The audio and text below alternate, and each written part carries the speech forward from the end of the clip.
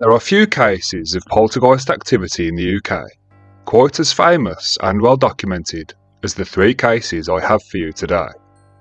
I'm warning you, the stories you are about to hear are absolutely terrifying. So, if you're afraid of things that go bump in the night, then click away now. Otherwise, grab a snack, dim the lights, and prepare for a feast of grim and grisly content. I'm your host, Severed Soul.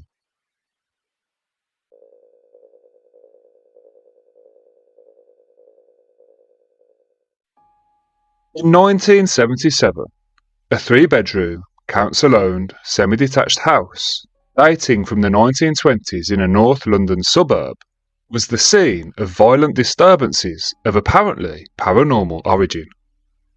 At this time, the house was occupied by a family consisting of 47-year-old divorcee Peggy Hodgson and her 4 children: Margaret, 13, Janet, 12, John, 11, and Billy, 7 years old. The house is 284 Green Street, and this is the famous case of the Enfield Poltergeist. The occurrences were similar to those reported in other cases of poltergeist-type activity. Knocking on walls and doors and other noises with no apparent cause. Doors opening and closing by themselves. Furniture overturned. Small objects hurled across rooms. Picture frames ripped from walls. Small fires that started and went out by themselves. Things of that nature. The events continued for just over a year, and in many cases were witnessed by neighbours, investigators, technicians, press reporters, and broadcasters, and even police officers. In its later stages, the case was notable for the emergence of abusive and often obscene speech from the mouth of a 12-year-old girl. Tape recordings were made of the voice, which was gruff and masculine, apparently that of an old man. Maurice Gross, a successful inventor, initiated an investigation soon after the start of the events on behalf of the Society for Psychical Research. Gross was soon joined by author and paranormal investigator Guy Lyon Playfair, whose 1980 book, This House is Haunted, an investigation of the Enfield Poltergeist, is the main source of information about the events. Detailed and broadly accurate reports published over a period of time by the Daily Mirror led to widespread attention by other newspapers, radio, and television. Peggy Hodgson was considered by those who knew her to be a pleasant and conscientious person, overcoming financial insecurity to do her very best for her children. Margaret was serious and reserved. Janet, lively and extrovert. John was only at home during the school holidays and some weekends since he boarded at a special school. Billy suffered from a severe speech defect, but in other respects was a typical little boy.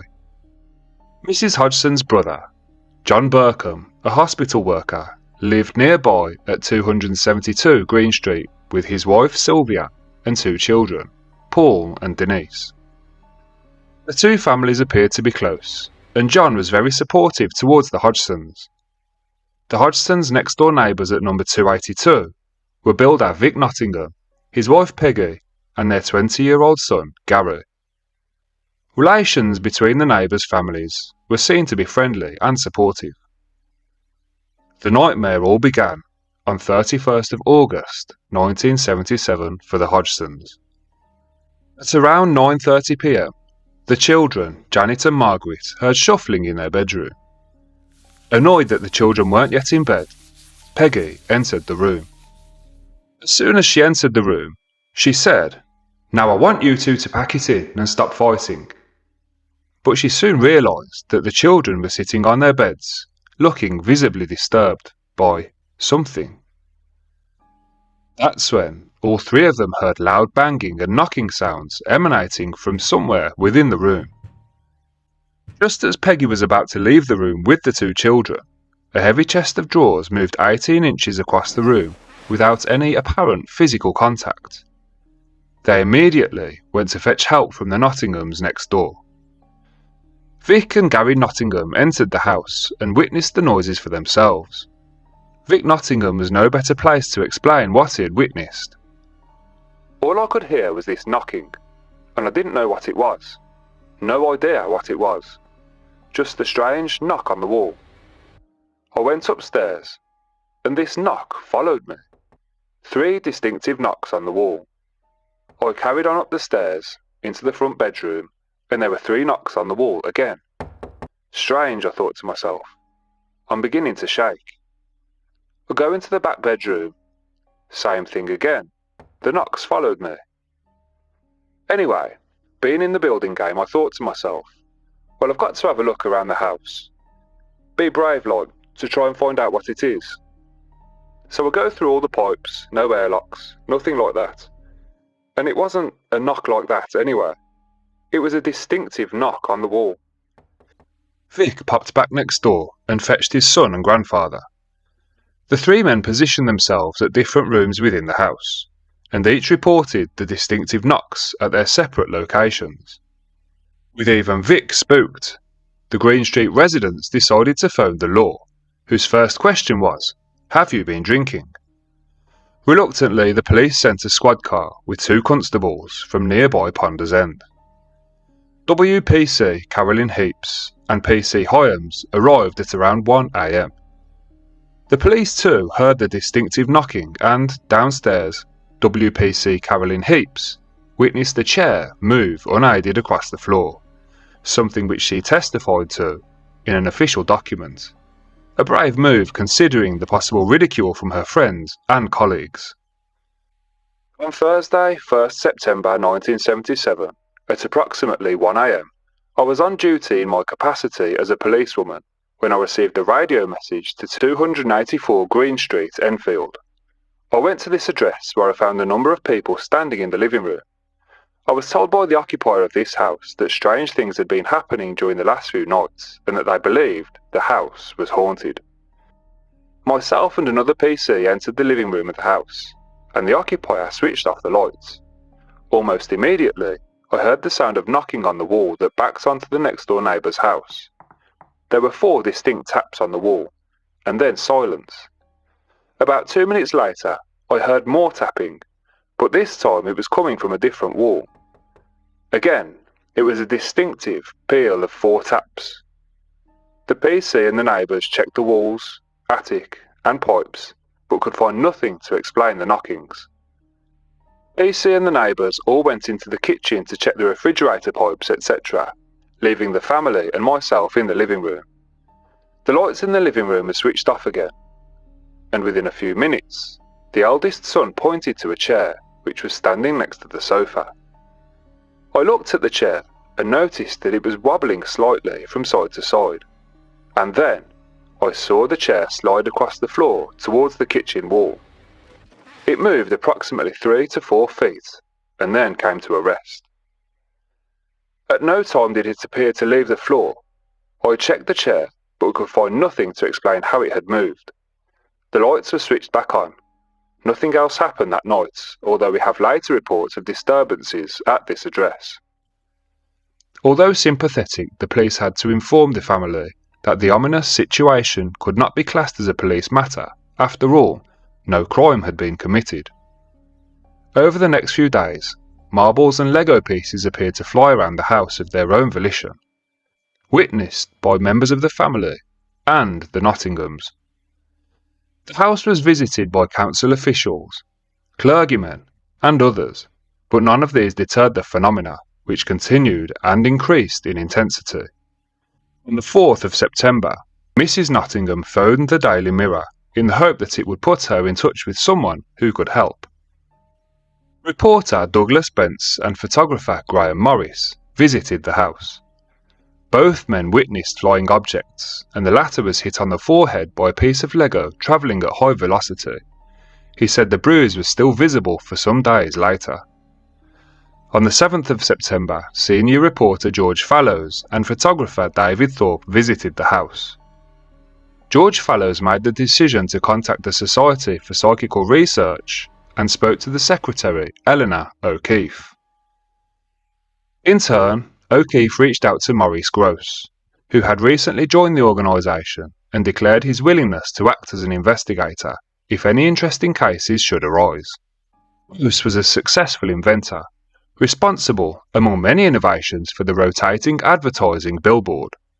His interest in paranormal phenomena had been awakened by a series of meaningful coincidences that followed the death of his own daughter, Janet, who succumbed to head injuries sustained during a motorcycle accident in August 1976. When Gross first visited the house on 5th of September, he advised Mrs. Hodgson to remain calm and recommended she take notes of any incidents. On the 8th of September, Gross and 3 Daily Mirror reporters witnessed a loud crash which emanated from somewhere within the house. Convinced that Hodgson's claims were genuine, Gross decided to take on the case. During subsequent visits, he and others observed marbles that flew through the air and landed on the floor without rolling, doors and drawers that opened of their own accord, door chimes that swung, and objects including a teaspoon, cardboard box, fish tank lid that jumped and moved with nobody around. The movements were witnessed by Gross, the Hodgsons, Peggy Nottingham's father, and 4 reporters and 4 photographers from the Daily Mirror. At this relatively early stage, as many as 10 people not related to the family had witnessed the phenomena firsthand. Author and investigator Guy Playfair responded to an appeal to the SPR for assistance by Gross and arrived on the 12th of September, along with Rosalind Morris and BBC Radio 4. Gross and Playfair worked together for more than a year, making a total of 180 visits and 25 all-night vigils at the house. The incidents at Enfield are among the most closely recorded in any poltergeist-type case worldwide. Gross, Playfair, Mrs. Hodgson, and other witnesses kept records of varying levels of detail. Tape recordings, mainly by Playfair and Gross, eventually totalled over 180 hours. An incomplete list is as follows. Marbles and pieces of Lego seen travelling through the air at great speed, seemingly emanating from walls or windows. A teapot shook vigorously on a cabinet, in the absence of any external vibration. Metal spoons bent, and the lid of a metal teapot was deformed. The shade of a bedside lamp tilted and then straightened. A toilet door opened and closed when nobody was nearby. Cardboard boxes and cushions were thrown by an unseen force. A slipper was thrown across a room by an unknown source. A framed certificate was pulled off the wall when Gross was alone in the room. A bedroom carpet was pulled up at the edge to form an identical shape each time, an effect which Gross was unable to replicate. A settee was levitated and overturned in front of several witnesses. 11-year-old Janet was levitated and deposited in different places at different times. Kitchen unit doors slid open of their own accord. Tubular door chimes swung from side to side many times. Footsteps were heard when nobody else was present. Knocks, bangs and crashes heard, not caused by plumbing, vibration or other external sources. Coins disappeared from one room and reappeared in another. Small fires started and extinguished themselves without causing damage. Water appeared in circumstances not understood. Normally reliable electrical equipment, like tape recorders and cameras etc., failed to work. Apparitions had been seen, partial and total. The iron frame of a built-in fireplace was wrenched from the wall. Excrement appeared in inappropriate places. Written messages. The abusive remarks and swear words in a gruff masculine voice, apparently produced by Janet, and sometimes Margaret. Some effects occurred simultaneously. Many were repeated at different times and places, both day and night. Some were seen by members of the public, who in many cases had no interaction with the Hodgson family. They included John Rainbow, a local tradesman, Richard Gross, a solicitor, and Hazel Short, a road crossing council employee.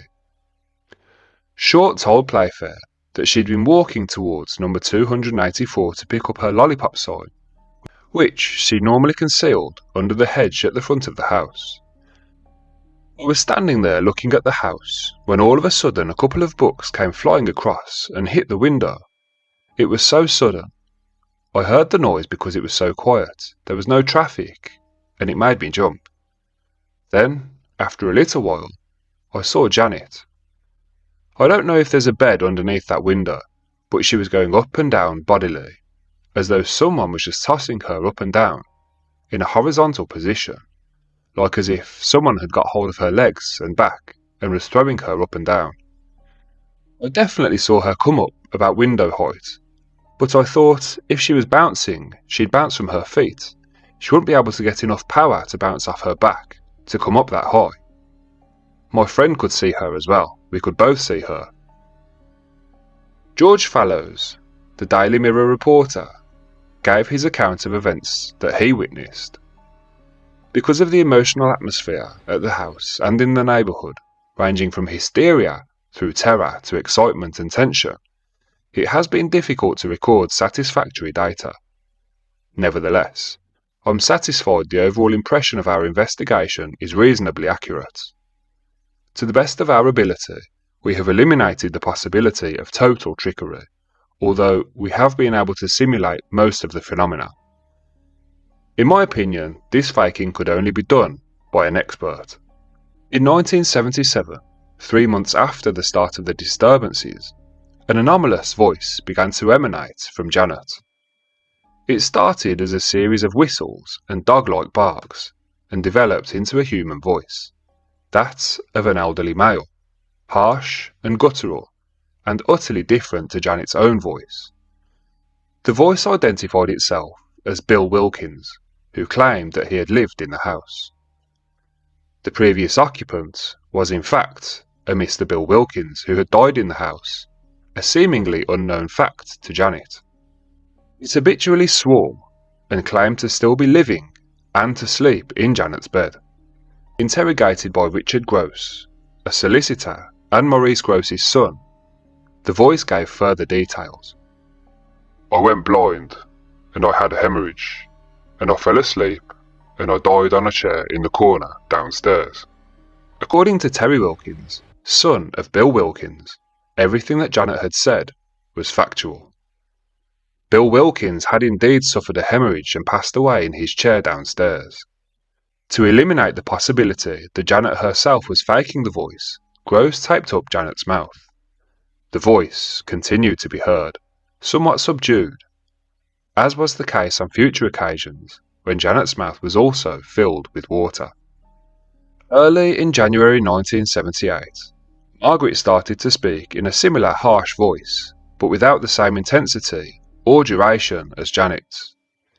Many hours of recordings of the voice were made, the details of which are related in Melvin Willins' The Enfield Poltergeist tapes, 2019. A contact microphone placed on the back of Janet's head picked up what appeared to be a different and louder sound than her normal voice. A speech therapist approached by the investigators was unable to say where the sound was coming from or how it was being sustained. It had some resemblance to a false vocal cord tone.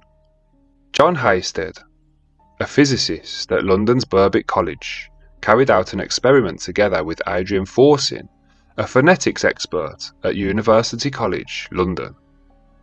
Tests with a laryngograph indicated an effect known as plica ventricularis, where muscular tension in the throat can produce sounds independent of the vocal cords.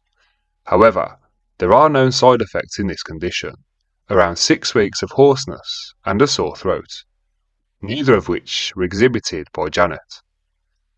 Ray Allen, a ventriloquist, felt that the voice was being produced via the diaphragm, but this was disputed by Gross and Playfair. Gross was so convinced of the paranormal origin of the effect that he offered £500 and later £1,000 to a nominated charity if any child could replicate the voice under the terms he specified. Nobody took up his offer. Gross and Playfair conceded that Margaret and Janet had sometimes tried to trick them, but insisted these occasions were very few, that they were very quickly discovered, and that the girls had then admitted their deceit. Indeed, They held that it would not have been normal if the children had not tried to copy what they were seeing happen all around them. Janet later admitted that they cheated about 2% of the time. Family and direct neighbours believed the phenomena to be real. Those who knew Peggy Hodgson had no doubts about her personal integrity. However, some potentially credible witnesses disputed the veracity of the phenomena, often after just a few visits and in some cases without having visited at all. Media coverage was typically trivial and sensationalist, with headlines such as "Terror for Family in Spook Riddle," "Ghost Hunters Clash Over Mystery of Spook or Spoof Kids," and "Phantom Fred is a Force to Fear." This House is Haunted was published in 1980. It was reviewed skeptically by Anita Gregory, an SPR member and investigator who had visited Enfield with John Beloff in 1977. Professional skeptics continued to criticise the Enfield investigation. In 2012, Janet appeared on the television programme This Morning with Playfair and Deborah Hyde, editor of The Skeptic magazine. Criticism by Hyde of views put forward by Mary Rose Barrington led to correspondence by both parties in a later edition of the magazine. Barrister and SPR council member Alan Murdy returned to the topic in a later magazine article, arguing that Hyde had wasted an opportunity to ask detailed questions, preferring instead to speak in generalisations. Toward the end of his life, Gross was much occupied with defending his investigation of the Enfield events, writing articles for a wide range of publications and speaking at conferences. In 1995, he took part in an edition of the popular ITV television programme Strange But True with presenter Michael Aspel. 2 years later, having been attacked by the psychologist Nicholas Humphreys in Channel 4's Is Anybody There?, he appeared in its Right to Reply programme to give his version of events. A dispute arose over the 1992 BBC drama Ghost Watch, which was modelled on some aspects of the Enfield case. Playfair received a settlement out of court. In 1998, Gross took court action against the comedian David Baddiel for giving his name to a character in his novel Time for Bed, a psychic investigator who runs away with a married woman. Baddiel paid out of court. The winnings went to charity. Maurice Gross died in 2006. Playfair remained an active researcher, author and SPR council member almost until his death in 2018. He vigorously defended the legitimacy of the investigation and the claims of paranormality. In 2007, he took the Times to task for making unfounded comments about the case. Peggy Hodgson avoided publicity after the disturbances subsided in 1978, but never changed her position about the anomalous nature of what she had experienced. Billy, a young child at the time, remained largely indifferent to the events. Both Janet and Margaret have made brief appearances on television documentaries, insisting the genuineness of the phenomena. Peggy Hodgson died in 2003. Her older son, John, died in 1981, aged 14. Janet left home at 16, married young, and suffered the loss of her own son when he was aged 18. Asked in a 2011 newspaper article whether she believed the house was still haunted, Janet said, "Years later, when Mum was alive, there was always a presence there, something watching over you." Janet, who at this time was aged 45, mentioned having been bullied at school as a result of the incidents, being nicknamed Ghost Girl. She also mentioned having played with an Ouija board before the trouble flared up. She said that she had been unaware that she went into trances until shown the photographs. "I knew when the voices were happening, of course. It felt like something was behind me all of the time. They did all sorts of tests, filling my mouth with water and so on, but the voices still came out. The levitation was scary, because you didn't know where you were going to land. I remember a curtain being wound around my neck. I was screaming. I thought I was going to die." After Peggy Hodgson died, the house was briefly occupied by mother of four Claire Bennett, who stated, I didn't see anything, but I felt uncomfortable. There was definitely some kind of presence in the house. I always felt like someone was looking at me. Her sons would wake in the night, hearing people talking downstairs. Benny then found out about the house's history. Suddenly, it all made sense, she said. The family moved out after just 2 months. What do you think? Is the case of the Enfield Poltergeist a genuine haunting, or was it all just an elaborate hoax that got out of hand?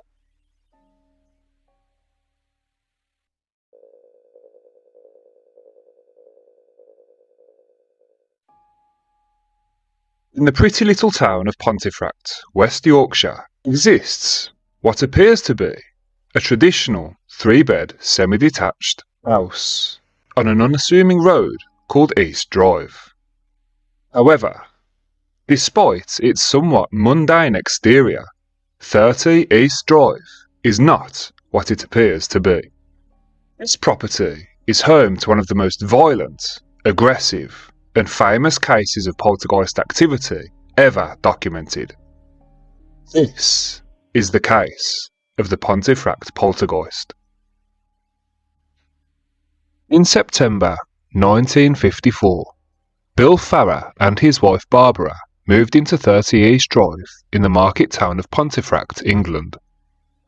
The 3-bedroom property made the ideal home for the couple and their 2-year-old daughter, Jane. It was the dream move for the young family. It was to be their happy ever after. Well, at least at first. However, their idyllic family lifestyle soon turned to ashes when their new home started to reveal a dark and sinister secret. The Farrers became terrified of the house. Objects allegedly moved of their own accord.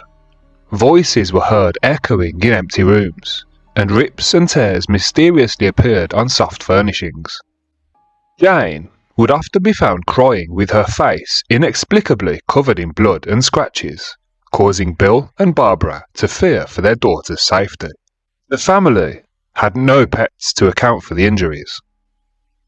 The worried parents placed cotton mitts over the little girl's hands, but the bloody wounds continued to appear, leaving them devastated and utterly at a loss as to what to do next. One day, when Barbara rushed upstairs in response to her child's crying, she found a pillow pressed against Jane's face.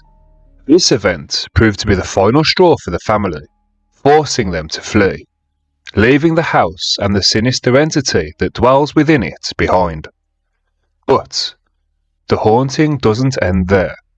In fact, it had barely gotten started. This was just the origins of what would soon become known worldwide as the infamous case of the 30 East Drive Poltergeist and the Black Monk of Pontefract. In less than 1 year, the Farrer family moved out of 30 East Drive, convincing a second family, the Pritchards, to swap houses with them. Over the years, much has been said and written about 30 East Drive. Regarded as one of the most famous and violent cases of poltergeist phenomena ever recorded in Britain, some would argue worldwide. The property has been investigated by a multitude of paranormal investigation teams. One of the most significant visits to 30 East Drive took place decades earlier.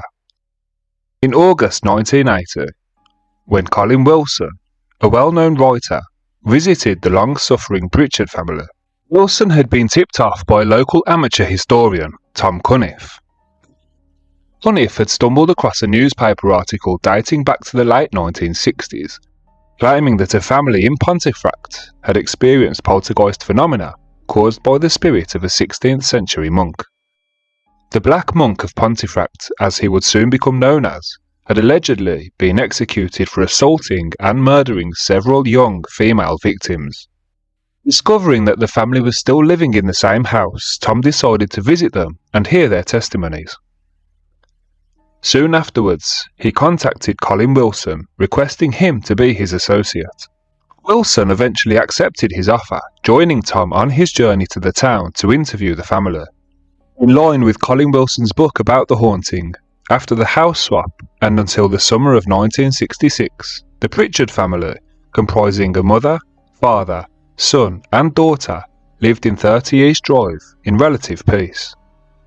But on a Thursday in August that year, the family's peace was shattered and would soon become a living nightmare. Joe Pritchard, his wife Jean, and their 12-year-old daughter Diane were away on holiday in Devon.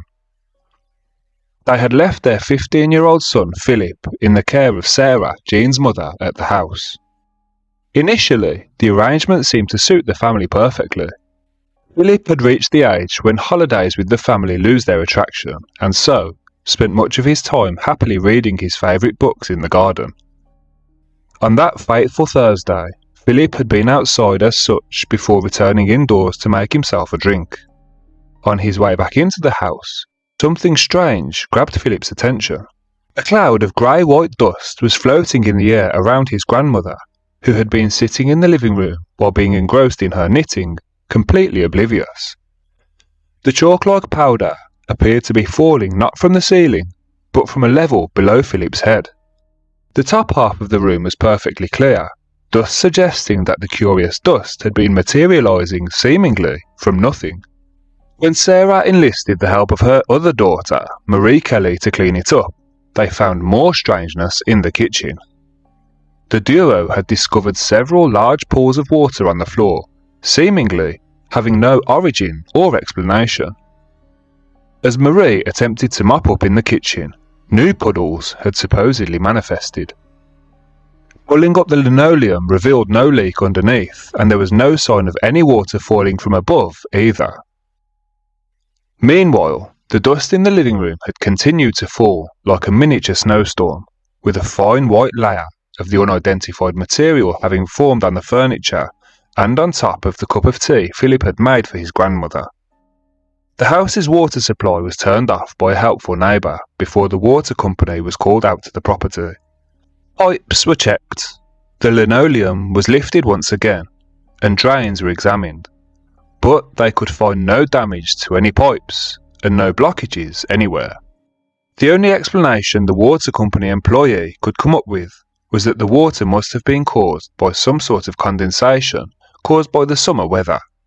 About an hour after the man left, the mysterious puddles stopped appearing. Before the day was over, however, more strange occurrences were reported. Sugar and tea leaves were emptied from their dispensers in the kitchen and sprinkled all over the countertops. Cupboards vibrated and shook, and loud bangs were heard coming from upstairs. A plant, usually located at the foot of the staircase, was transported halfway up the stairs, removed from its pot. The flower pot somehow had been moved separately, being found on the landing above. Unable to tolerate the house any longer, Philip and his grandmother left and slept at Marie's house for the night. Marie's husband, supposedly unhappy with the strange situation, is described as phoning the police to have them check on the house. Everything seemed to be normal inside the house. The police found no signs of an intruder or a trespasser or anything out of the ordinary. Yet, around midnight, just as they left the house for the final time that day, two small paintings are said to have fallen from the wall. The glass was also said to have been shattered on one of Jean and Joe Pritchard's wedding photos, with the photo being slashed from one end to the other, as if with a sharp knife. When Jean, Joe and Diane returned from their holiday, Sarah recounted the unsettling happenings. They initially reacted skeptically. However, while Sarah briefed them, they heard three loud, distinct bangs and an uncharacteristically chilly breeze which blew through the house, forcing them to change their initial feelings of doubt. After this event, the activity disappeared for at least the next 2 years. According to the testimonies recorded by Colin Wilson, the activity at 30 East Drive truly began for the Pritchards in 1968. The strangeness seemed to have restarted when Jean decided to redecorate her daughter's bedroom. Mysterious temperature changes were reported, along with inexplicable bangs and knocks. Allegedly, a paintbrush was flung across the room by an unseen entity, supposedly missing Jean's face by only a fraction of an inch. Furthermore, Mrs. Pritchard claims to witness, in the dim of the night, as she went to the bathroom, a long strip of wallpaper standing on end and swaying like a cobra. When she went to grab it, it fell to the floor before flying up into the air, swinging around as if being used as a club by an invisible giant. Screaming in fear, Jean dropped onto all fours and rushed back to her bedroom as wallpaper and other things continued to be thrown towards her. This malevolent presence that had been dormant in the house for so long had returned, and for whatever reason, was more aggressive than ever. Furthermore, the activity seemed to be mainly focused around Diane's bedroom. The following 9 months at 30 East Drive was nothing short of hell for the Pritchards. This was a period during which all manner of violent activity was reported. Eventually, Diane was forced to sleep in her parents' room because of the loud bangs and bumps which would often emanate from the walls, floor, and ceiling in her own bedroom. Ornaments would be thrown around, and lights would be turned off repeatedly, along with the main switchboard. In one particular incident, all the contents of the family's china cabinet are said to have been thrown out onto the floor, smashing into pieces. The activity really seemed to increase in intensity one particular night, when the lights in the house went out and Diane had the misfortune of witnessing a huge shadow figure which manifested itself on the wall in the hallway while her mother scrambled with a torch to turn the lights back on. As Diane watched on, a desk in the hallway allegedly floated up into the air and was launched towards her. As Diane turned to flee, she tripped over with her back against the staircase, during which time the heavy piece of furniture had landed on top of her, pinning her against the stairs and holding her in place for the electric sewing machine to fall onto her. When the lights came back on and revealed her breathless entrapment, her family rushed to help her, but the stand was too heavy for it to be moved. Whilst Joe and Jean heaved and struggled to free their child, Diane seemed to be fine. Fear aside, she showed no signs of being crushed, indicating that the heavy piece of furniture was being held in place by some unseen entity. The pressure had been just enough to keep her trapped, but not enough to hurt her. Moments later, the force had adjusted, causing the stand and sewing machine to move away. In addition to this incident, it had been reported that she would be tossed from her bed as many as 4 times a night by the unseen entity. Her bedroom became icy cold, and she often told her parents that it felt as though there was someone else in the room with her. It's been reported that on one occasion, as she stood in the living room combing her hair, a metal crucifix flew from the shelf before striking her in the back, sticking to her like a magnet against iron. When the crucifix finally came free, her mother inspected her and found a cross-shaped red mark on the skin in the centre of her back, which supposedly remained for a few days before disappearing. After being featured in 2 Yorkshire newspapers in September 1968, 30 East Drive started earning itself a reputation within the local community as a haunted house. Locals either actively avoided the house or sought to engage with its alleged paranormal nature. A group of students had their request to camp in the garden rejected before being forced to content themselves with the huge round grass verge in front of the house, where they heard loud bangs and crashes. With time, the phenomena just became normality for the Pritchard family's neighbours, who claimed to experience the activity from inside their own homes, as the noises were simply so loud. One day, the entire contents of the upstairs rooms of the house were allegedly thrown out of the windows by the invisible force, thus making it impossible for others in the area to deny the strangeness. Eventually, the family began calling their unwanted house guest Mr. Nobody, and then later, Fred. As much as Fred tried to force them to leave, the Pritchards stood their ground and remained in the property. Reverend Davy, a local vicar, came to advise the family, telling them that there was something evil in their house and that they should leave. Jean, however, refused to act upon his suggestion. The family were determined to not be chased away, not even when both Jean and Joe saw a very tall, dim and hooded figure standing in the doorway of their bedroom. They had been in bed before hearing the door creak open, revealing the terrifying entity. Soon afterwards, others reported seeing a tall figure wearing a long hooded garment as well. That night, scared in their rooms, members of the family also reported hearing loud breathing outside of their doors. Thus, it was clear that Mr. Nobody, or as he was increasingly known, the Black Monk, was becoming more powerful. One evening, when the lights went out, Diane was dragged up the stairs by her throat. The teenage girl's cardigan was stretched out in front of her, as if the monk was tugging at it with one hand, while his other clutched her neck. Philip and Jean had rushed to pull Diane back down the stairs, but they were both repelled. Strangely, the force let go of its own accord, before Diane found herself free.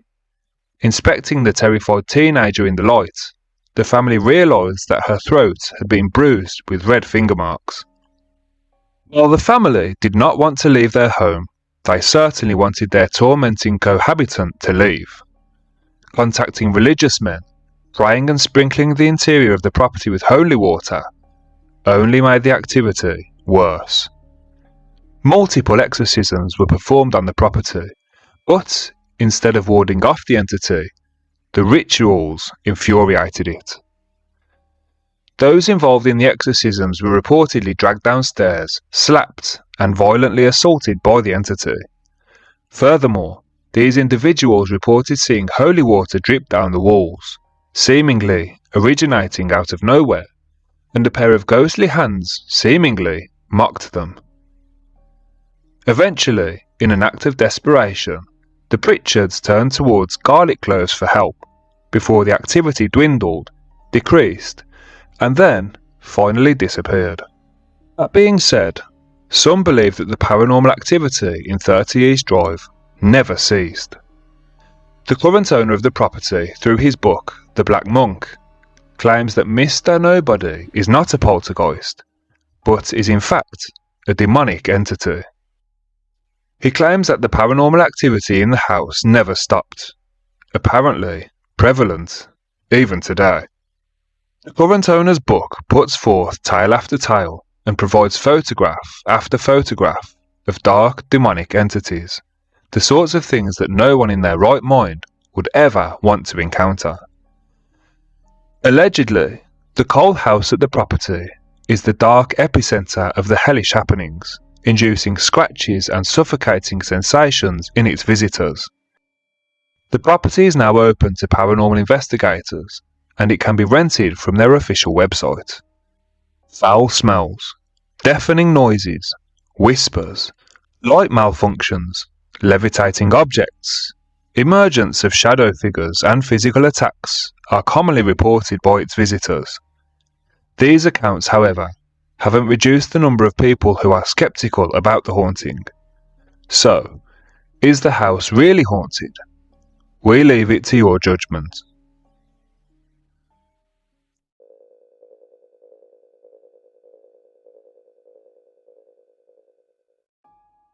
Throughout the 19th century, the 50 Berkeley Square house had claimed the lives of at least 4 of its inhabitants, along with a number of other lives that haven't been officially verified.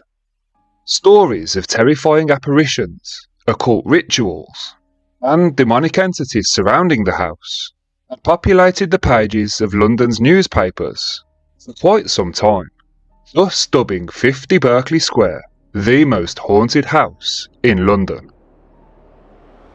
The property itself was nothing but ordinary until the tragic death of Adeline, a resident of the property, in 1789. The young lady was found dead on the pavement outside the house. It appeared as if she had fallen from the second-floor bedroom window during her attempt to escape the abuses of her tyrannical uncle.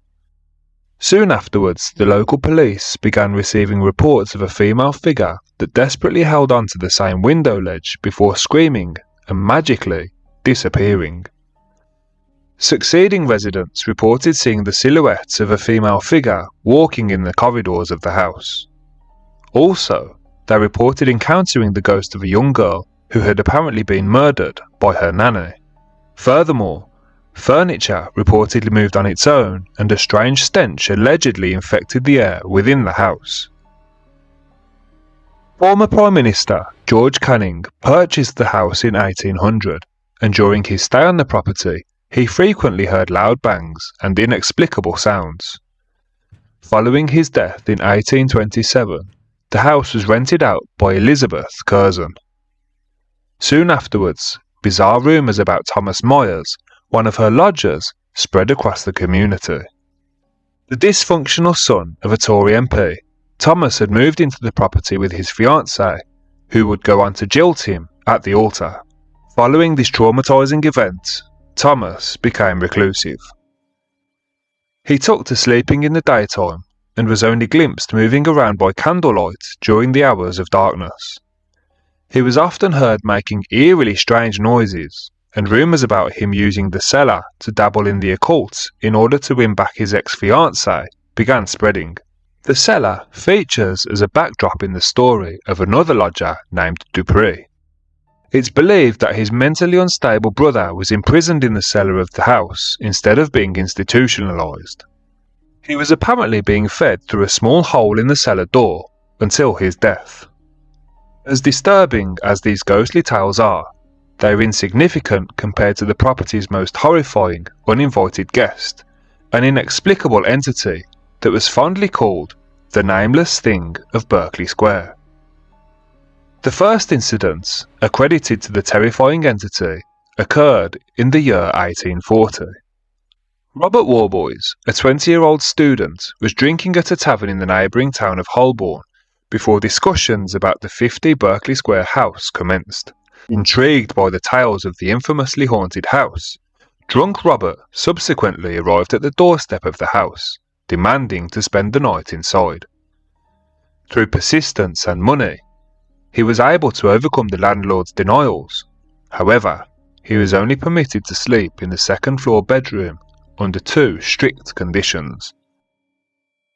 Firstly, he was supposed to remain armed during the entirety of his stay with a pistol that was entrusted to him.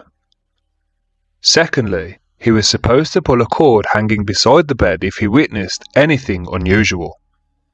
This would, in turn, facilitate assistance. Accepting the terms, he headed into the upper floor of the house and settled in for the night. Just an hour later, the quietness of the house was disturbed by the distraught ringing of the bell, which was soon followed by the loud sound of a gunshot.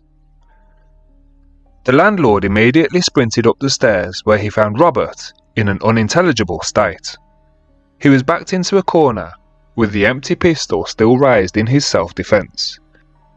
Apart from a hole made in a nearby wall fired by the pistol, the landlord couldn't find anything else inside the room. Despite repeated efforts, Robert was never able to explain exactly what he had witnessed inside the house, and he fled soon afterwards. In the year 1872, 30 years after Robert Warboys' encounter, Lord George Littleton decided to spend the night in the house, and he brought his own gun with him in precaution.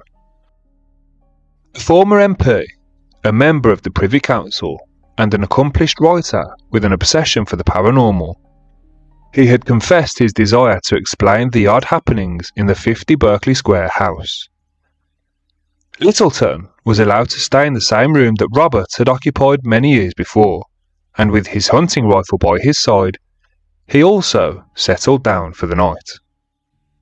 The outlandish character was soon woken up from his slumber by a strange noise, and he quickly reached for his weapon. Exiting the bed, he searched for the source of the sound, eventually tracing it to a dark corner beside the bedroom window. Then, the sound suddenly stopped before a disgusting mass of tentacles jumped at him from the darkened zone. Making a strange sound, the creature rushed towards him, causing him to fire his gun. Blinded by the flash from the rifle's barrel, he immediately retreated and reloaded. However, this proved to be of no use, as the creature had already disappeared, leaving behind some kind of slimy residue. 6 years later, the house was purchased by a new owner, a woman with 2 teenage daughters. The family employed a local girl as their maid, and they eventually agreed to allow her fiancé, a naval captain named Kentfield, to move in with her. Soon afterwards, the excited maid headed to the second-floor bedroom to prepare it for her and her future husband. Unbeknown to the poor girl, she was heading towards her untimely death. A few moments later, the house was filled with the distraught screams of the maid. When the inhabitants rushed upstairs, they found her in an incomprehensible state. Her eyes were fixed on one corner of the house, and she kept saying, "Don't let it touch me," repeatedly. With the family not able to calm her down, she was admitted to a local sanatorium. Determined to know the cause behind his fiancée's trauma, Enfield resolved to spend that night in the same bedroom with his pistol for protection. As the anguished residents desperately tried to fall asleep, they heard a shout of terror from the second-floor bedroom, which was followed by the sound of a single gunshot. When they hastily sprinted to the bedroom, they found Kentfield lying dead in a puddle of his own blood. Coincidentally, the maid had also met her demise that same night. A few years later, in the December of 1887, HMS Penelope arrived in Portsmouth for refitting. The crew were given leave, and a majority of the sailors headed towards London for the festive season. Among these sailors were Robert Martin and Edward Blunden, 2 enlisted men who couldn't find themselves a place to stay that night. Their pursuit for shelter took them to the 50 Berkeley Square house, which was now abandoned and vacant.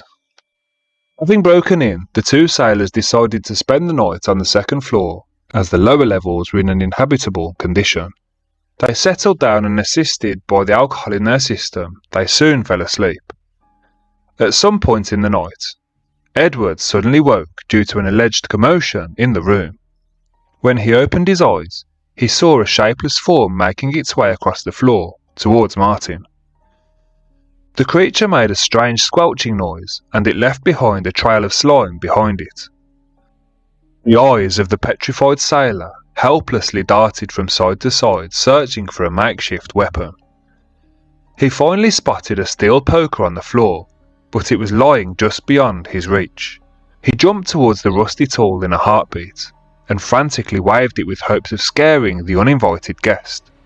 The creature, however, dodged the waving poker and lunged for Edward's face. The terror-driven screams of Edward woke Martin from his sleep. In the ambience from the outside streetlights, he saw a terrifying mass of tentacles tighten around his crewmate's throat. The sailor abandoned his struggling friend and fled the building in horror. Sooner rather than later, he encountered a patrolling police constable a few streets away. When the 2 men returned to the abandoned house, they found Edward's lifeless body lying outside the front door. Martin was arrested and interviewed by the police, but he was ultimately released without any charges. Paranormal activity in the house slowly reduced after this incident, and eventually it was sold to the British Petroleum Company and then to an antique book dealership. While the current owners have confirmed that strange bangs and odd noises could still be heard, there have been no visual sightings of ghosts or cryptids. So what was the malevolent force that stalked this seemingly ordinary townhouse for a century? Although there is no conclusive answer, several theories have surfaced over time. The logical reasoning provided by skeptics was that there was barely anything supernatural taking place at the house. Paranormal elements could have been included in the recounting of the incidents as a cover-up.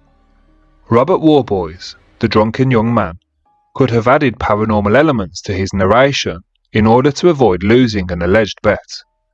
Lord George Littleton could have possibly pulled off a publicity stunt in order to sell more of his books. Sailors could have apparently gotten into a fight that ended badly. To cover up the mishappening, the surviving sailor could have added supernatural elements to the story. Furthermore, skeptics suggest that many of the incidents were fabricated to begin with.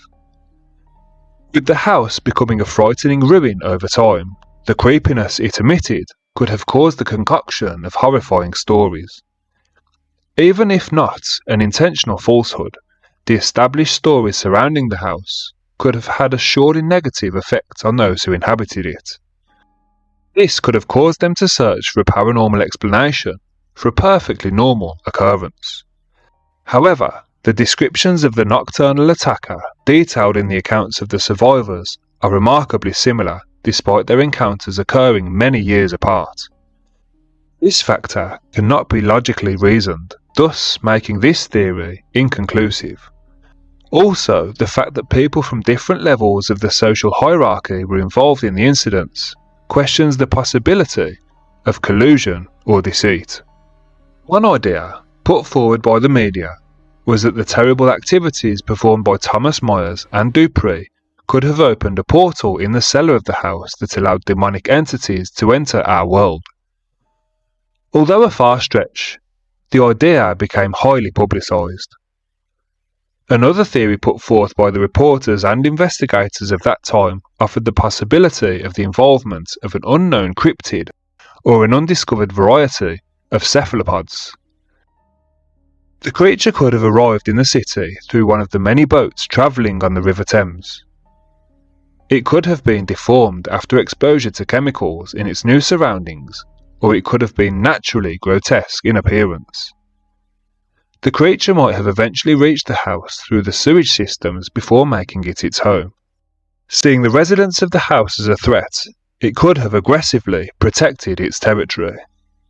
The incidents at the house were so unnerving that the local police placed a sign within the house forbidding anybody from accessing the top 2 floors. Given that the only credible evidence available is the testimony of those involved, it is hard to conclusively theorise what could have happened. Whatever the possibility, there is no denying the fact that the walls of the house had seen great anguish, pain, and suffering.